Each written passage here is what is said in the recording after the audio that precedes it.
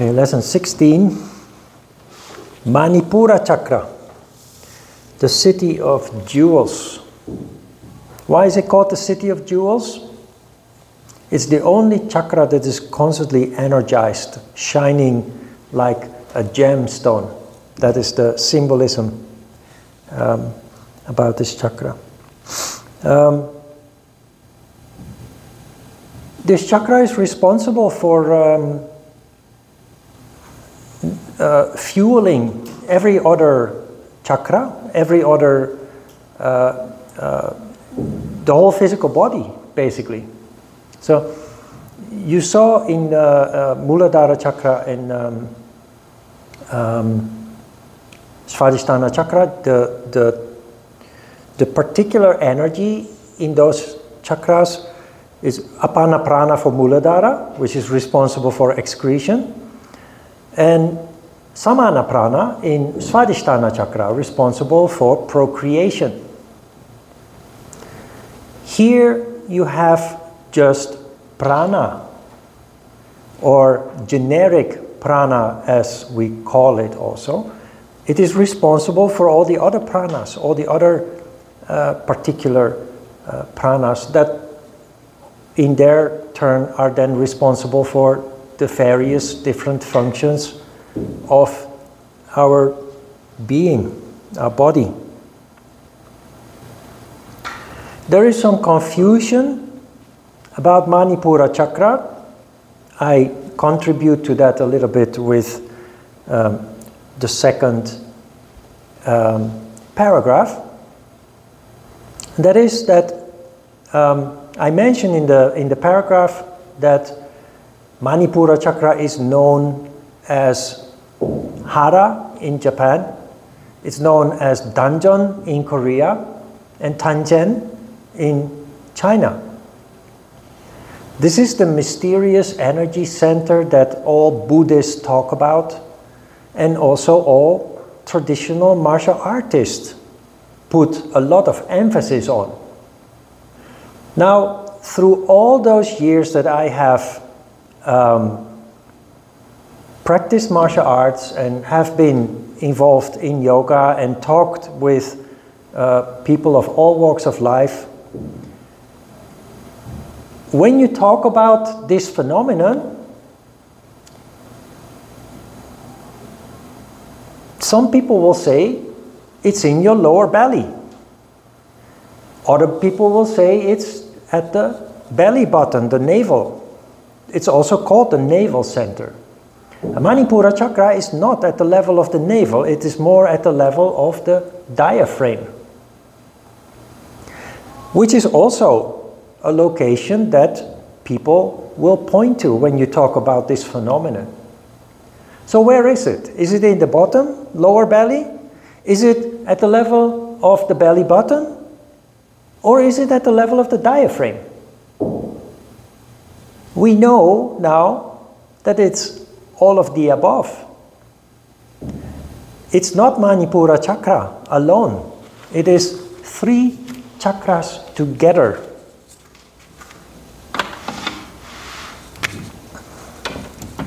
The 3 chakras below the diaphragm, they function on their own in people who are not particularly filled with vital energy. The reason why Buddhists and traditional martial artists basically, it's a framework that is also designed to lead to spiritual development, like yoga. The reason why they always talk about this Danjon phenomena or Hara phenomenon is because something special happens when energy levels increase. I mentioned it before because it is so important that we get used to this concept. It tells us everything about how we function and helps us to understand when we're not in a good condition. In a person with not particularly high levels of vital energy, the chakras function on their own. But you will see when we start reading the Hatha Yoga Pradipika that there is very often the mention of the gastric fire, which is then being confused with digestion.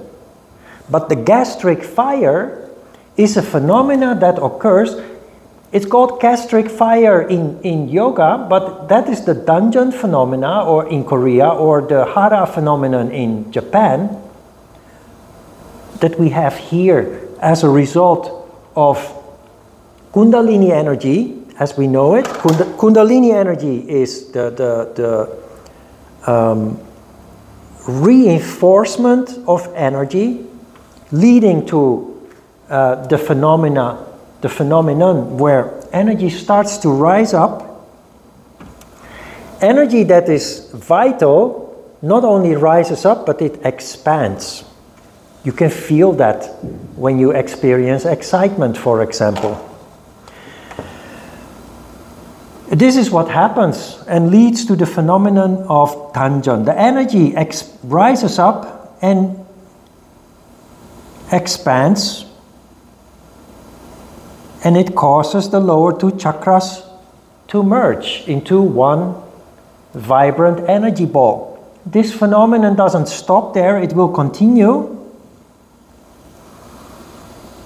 and it will include Manipura chakra.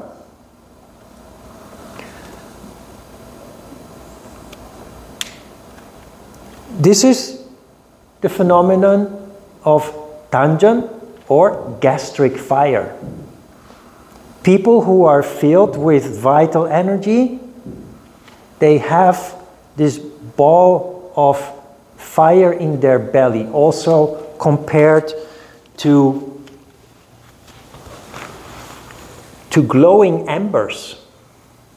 It is this phenomenon that leads to excellent health.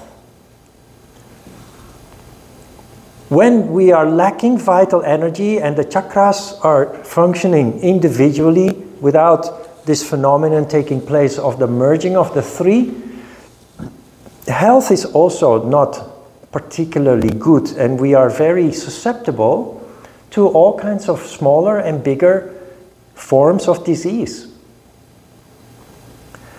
So that about Manipura chakra. Manipura chakra is the third chakra. It's not the whole phenomenon of the gastric fire. It is the impression given by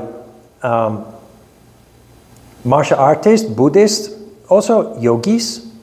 And what I wrote down in the first or the second paragraph is in fact the same mistake. Later I started to understand that this phenomenon is linked with what Buddhists, martial artists, and yogis are talking about. Without understanding, it's the three chakras that merge, the gastric fire, leading to the gastric fire. So when we read the Hatha Yoga Pradipika after the introduction of the Kriyas, we will come across that again a couple of times. You will see. The subtle element, talked about a lot of times already, fire. Subtle vehicle of action is movement. The function is movement, all movement. The subtle organ of perception is sight, your eyes. The subtle energy is prana, generic prana. The color yellow, the color associated with the chakra is yellow. And the mantra is Ram. Manipura chakra is like a nuclear power plant. It provides our system with energy. You will read somewhere in the handout that we need to be careful with cold and heat.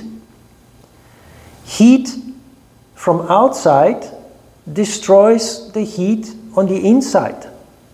We have the luxury in Korea that almost all buildings, at least houses, but also yoga studios, have floor heating. How nice is that? If you come from a cold country where there is no floor heating and you come to Korea and you sleep on a warm floor, that is luxury, right? If you indulge in superficial heat, superficially heating your body, you are denying Manipura chakra its opportunity to work. So we have to refer back to the principle of tapas or austerity. Austerity makes you strong and healthy. It stimulates Manipura chakra to produce valuable energy, prana. When we take away that function of Manipura chakra by heating ourselves up, not just for a moment, like taking a shower or a hot bath, but all night sleeping on a warm floor, you make yourself in fact weaker. So that is why there is the warning to be moderate with heat and cold, because it affects Manipura chakra. Manipura chakra is responsible for ambition and the will to conquer, fighting, combativeness. The reason why conscription age in the army is in your late teens and early 20s is exactly because of this.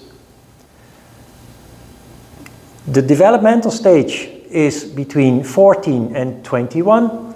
It is the time of combativeness, of rebellion.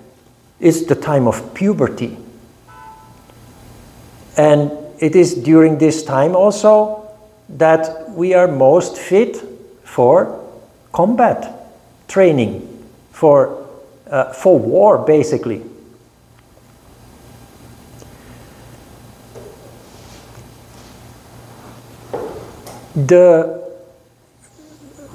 In Manipura chakra we have located the physical will, which has the possibility to connect with the mental will. People with a strong physical will can be very destructive. They will obtain their goals at the cost of anything. In Dutch we say we will go through windows and walls to get to our objective. If you connect the physical will with the mental will in Ajna chakra, that connection is called kurma nadi. Kurma is a turtle and a nadi is a nerve.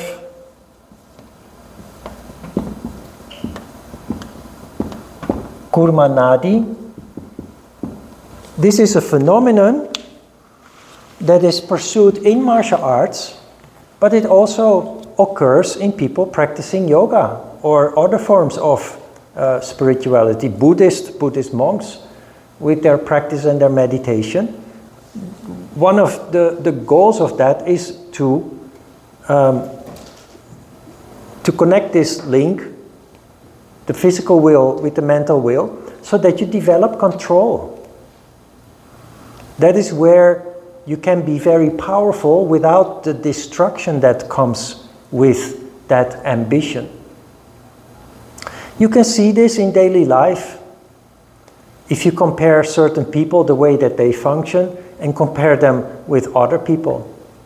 The wars that are going on at the moment are driven by people who only function based on the physical will. And they have no eye for the destruction that is happening all around them as a result of their pursuit. And the people trying to tone it down, trying to come to a solution diplomatically and what have you, are people who possess that link. They try to calm down the wild energies, the destructive behavior of the people that are functioning based on the physical will only.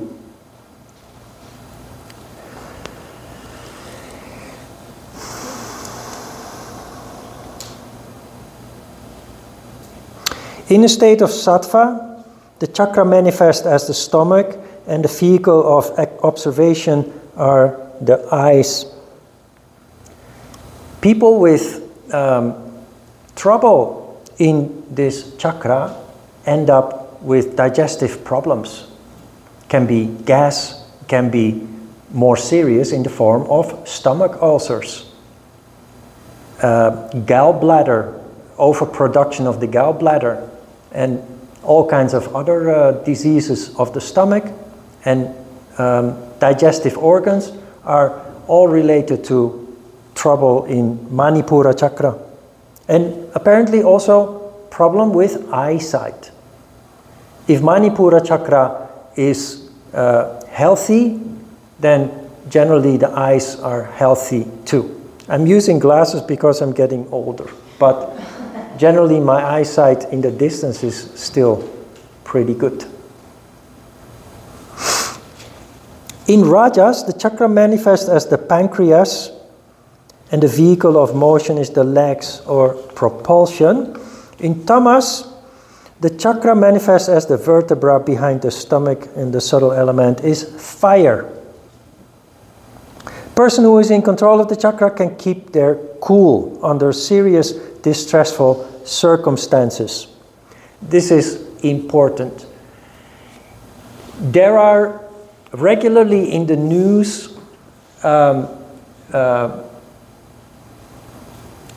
items in the news about people dying in a nightclub or at a concert or some place where many people gather. And the major cause of death is not the fire that erupted or the collapse of the stage or weather phenomena at a concert or anything like that. If you read carefully the news article, you see that most deaths are caused by panic. People are trampled. That is a loss of control in Manipura chakra. A person who is in control of Manipura chakra is almost panic resistant. The moment that panic breaks out, you rise above it and you stay calm, collected, and rational. And what you will do is you will quickly establish what is happening and what you need to do to stay out of danger. So while people panic, when you panic, you cannot think anymore. And that is where the accidents happen. You stay calm, you look around, you see where you go away from the stampedes, first and foremost, but you also find your way to the exit. While people who panic, they just run around without any direction or control. On a lighter note, do you know the series Happy Days? A little older generation maybe, Happy Days. It's about youth in the 1960s, rock and roll. The Fonz, never heard of the Fonz? No. The Fonz is a guy, a teenager. Usually teenagers are in turmoil, but he's the one person in the group of boys and girls that hang out together. He's famous for his coolness. He's always very calm and very cool. My older brother was like that. Control is not played, it's not feigned. It's control of Manipura chakra. Yogis, practitioners of yoga, develop the same kind of coolness, calmness. When things go off the rails, you quickly establish what is happening and how to avoid the danger that is involved. You will see. You maybe already have that ability. I have that ability. I've always thought that it is normal, but then I realize when being in situations, I'm shocked by how people lose control. Now I understand why. It's all in Manipura chakra. It's also the reason why when you do the fire poses, that you try to control your attitude. Because the normal reaction to the strain that you experience when you do those 3 poses is to grind your teeth, to hold your breath, and to push, while that leads to the contraction of energy in Manipura chakra. The right approach to this strain is to stay playful, to keep smiling with what you are doing, no matter how difficult it is. It is this trying to take control of your attitude in a difficult situation that will lead to the control of Manipura chakra, that will then translate in you becoming relatively panic resistant further down the road. So control of attitude is something that you choose to do. And that leads to a change in the functioning of Manipura chakra, that when uncontrolled, it's very destructive, it can lead to mayhem, but when controlled, it's very powerful, in fact, in difficult circumstances. You do that on the mat, subjecting yourself to strained exercises, but in a practical sense, it leads to integration into daily life situations in a very natural way.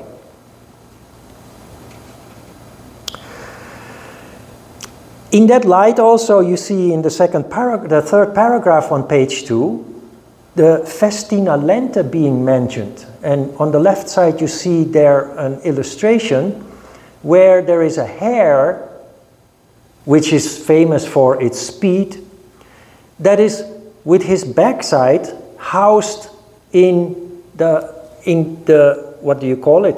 The housing of a snail, which is totally the opposite, is a very slow moving animal.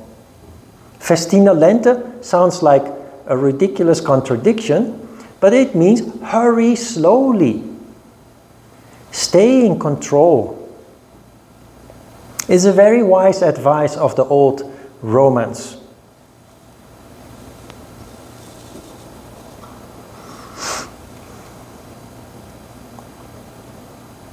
The liver and the spleen are secondary chakras of Manipura chakra. The liver is called Surya chakra, sun, the sun chakra. The spleen is called Chandra chakra, which is the moon chakra. You can feel the spleen when you are lacking energy. This happens especially when you exercise, when you do sports, just right after you had a meal. What happens is that when you have a meal, your body wants to digest that meal. That is a major task for your body, using a considerable amount of energy. If you do it correctly, digesting food is something that you should take your time for, with your feet on the table in front of you, just relaxing for a little while, allowing your food to digest.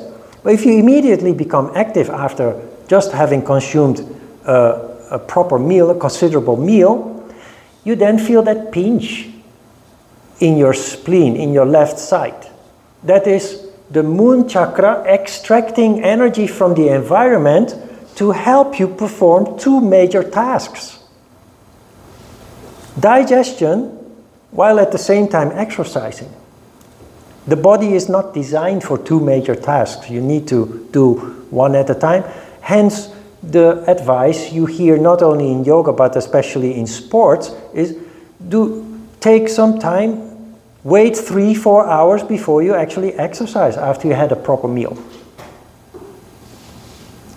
The liver you can feel if you drink alcohol, especially if you drink a little bit too much. You wake up in the middle of the night, usually around 5 o'clock, 4:30, 5 o'clock, and you wake up in a cold sweat. Sweating is a way of the body to get rid of heat. That is the function of the liver. When we have too much calories in us because of the alcohol, we get rid of it by sweating. That's what you experience when you drink a little bit too much and you wake up in the middle of the night in a cold sweat.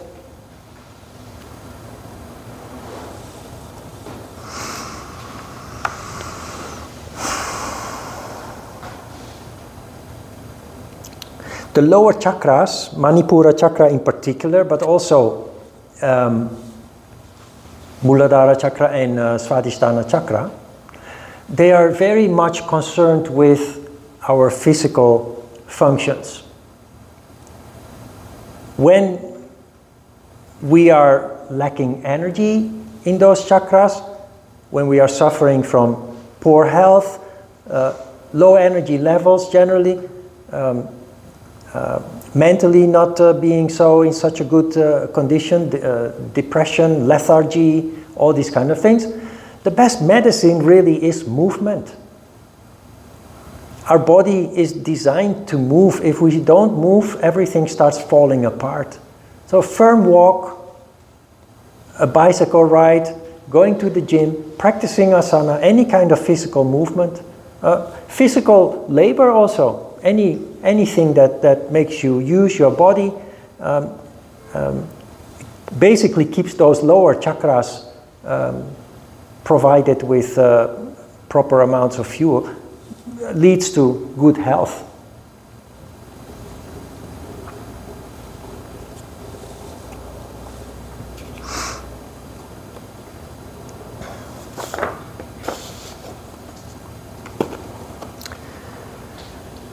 So the developmental stage is between 15 and 21. Emotions flaring. Now, an emotion, we talked about it before, we will talk about it again, but an emotion technically is a thought that is loaded with ego. So, a thought is just an observation. It's not good, it's not bad, it's not positive, it's not negative. But the moment that we identify with the observation, ego comes into play. So then you observe, you identify with the observation, and it can make you angry, for example. Or it can make you sad. Or it can make you happy, full of joy.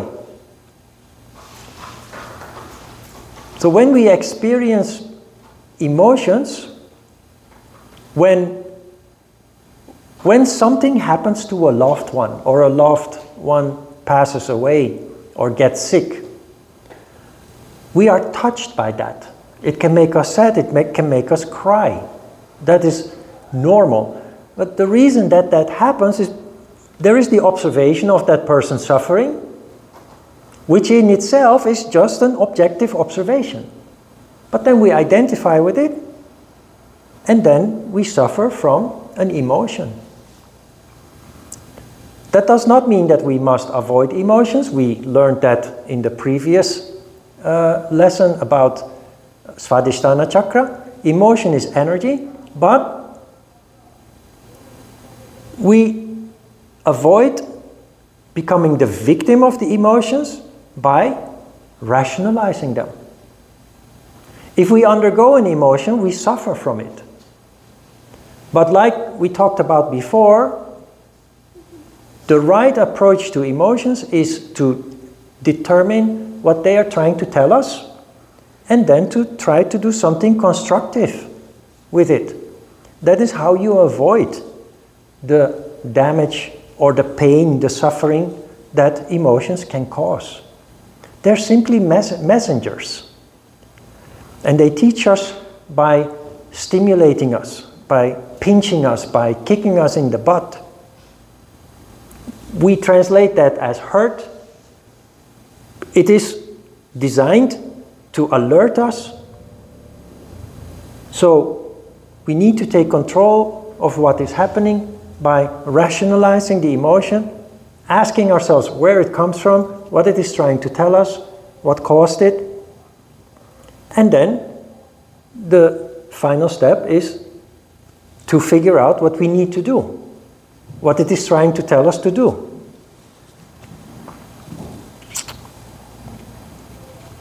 Keep that in mind when confronted with emotions. Do not oppress them. They are energy, pure energy. Oppressing them, especially men often oppress their emotions because they think it makes them weak. It just destroys your most precious asset, which is energy. But do not oppress them, but also do not just simply suffer from them. They are there with a very clear purpose, with a very clear function.